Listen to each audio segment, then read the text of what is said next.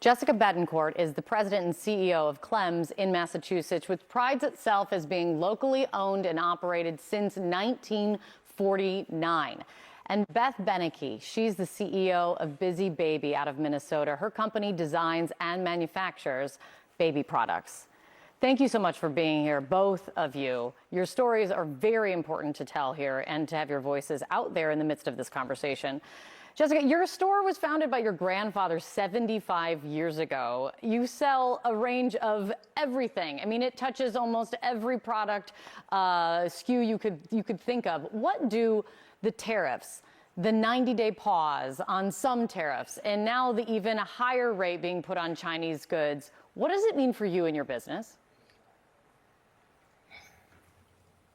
So yesterday, before the 90-day pause, I was pretty much expecting just about all of our 70,000 SKUs to have probably price increases of some level. Even US made goods a lot of times have components that come from somewhere else. With the 90-day pause, it kind of kicks the can down the road. It doesn't solve that question. It just makes that timeline for Q3 and 4 that's really important to us. It's going to make that timeline shorter because we don't know what's going to happen in 90 days.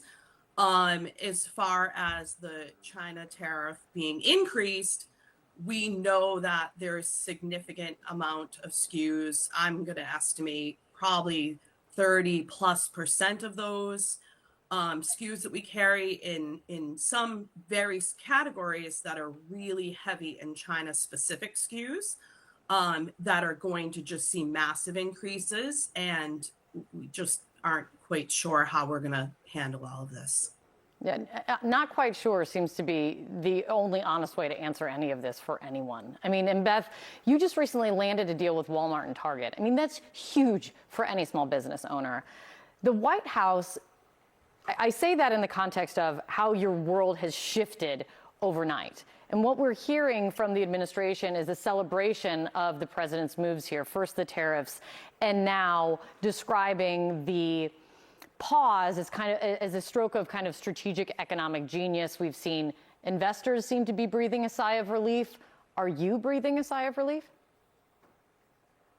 No, not at all. The news yesterday almost feels like the nail in the coffin for us. Tell me why. I have products in China right now produced, ready to ship. They were supposed to get on a boat yesterday and come to America.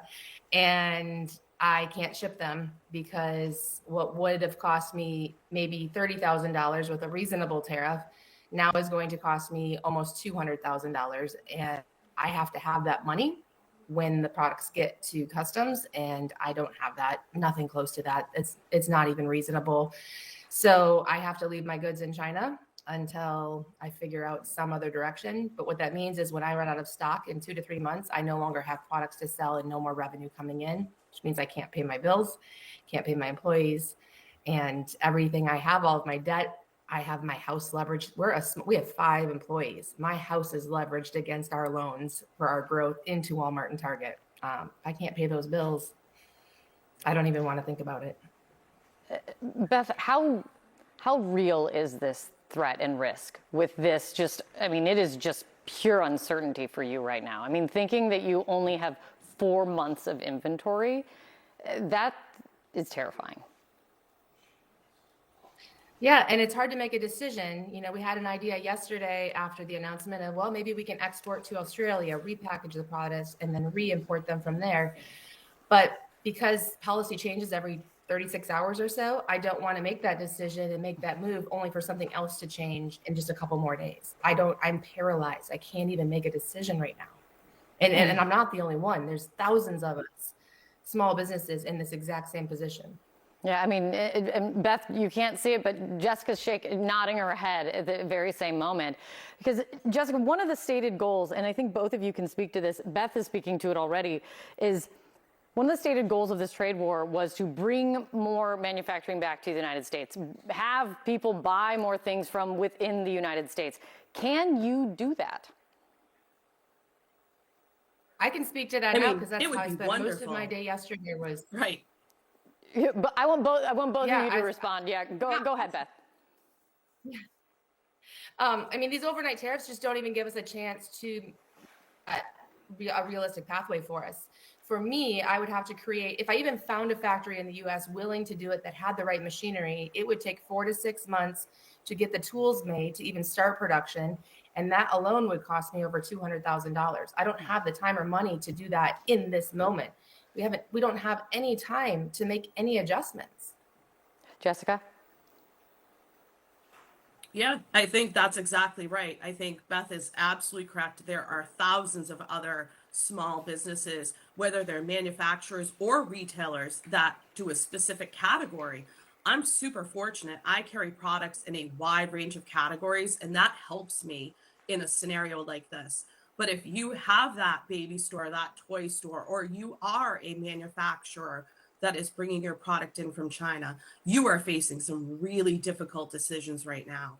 And there is just not a pathway for everyone to pivot and change and magically create this manufacturing that doesn't exist today.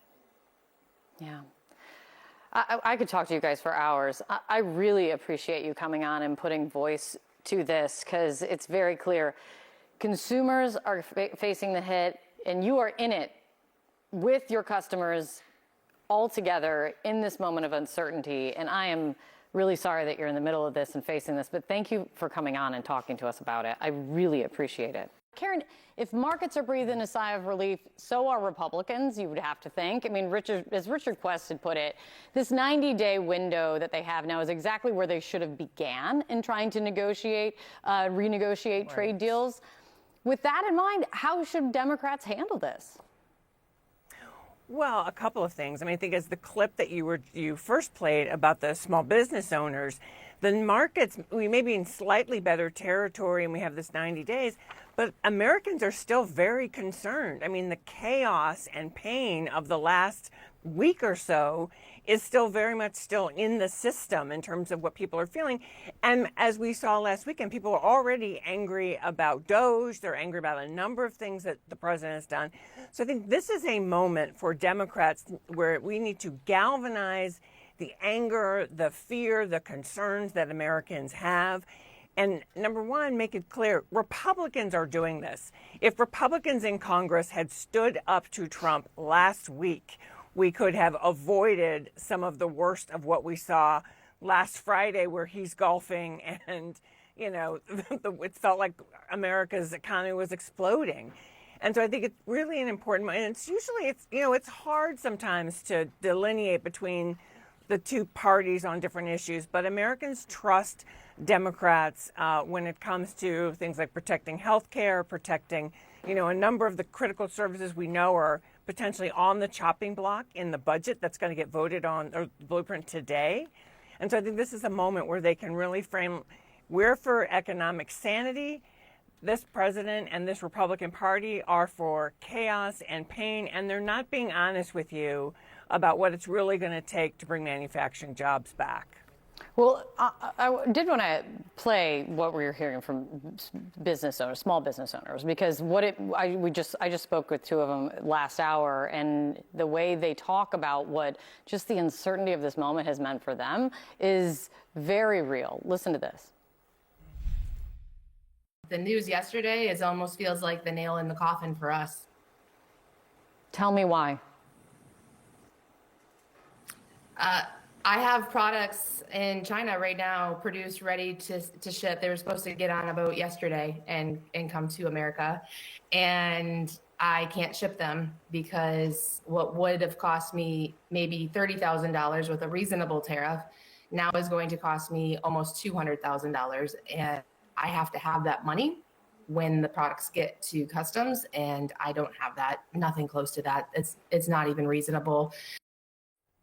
She says she's got 4 months of inventory, and then she might be out. She might be wiped out. Yeah. What is that message? What is the message in that to the White House and politicians on both sides of the aisle here? Well, that message is really clear. I don't know that Donald Trump is very moved by these kinds of stories. He should be for politics. But when it comes to the economy and politics, they're both a confidence game.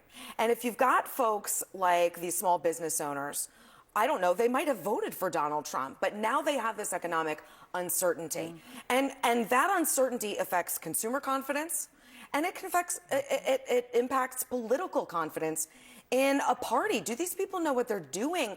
And if he can be this erratic, this impulsive, and when is the end of that? I don't think we've seen the end of tariffs. I think you're going to feel those ramifications politically and economically. That's a really, really interesting way of putting it. It's great to see you, Essie. You too. Great to see you, Karen. Thank you very much.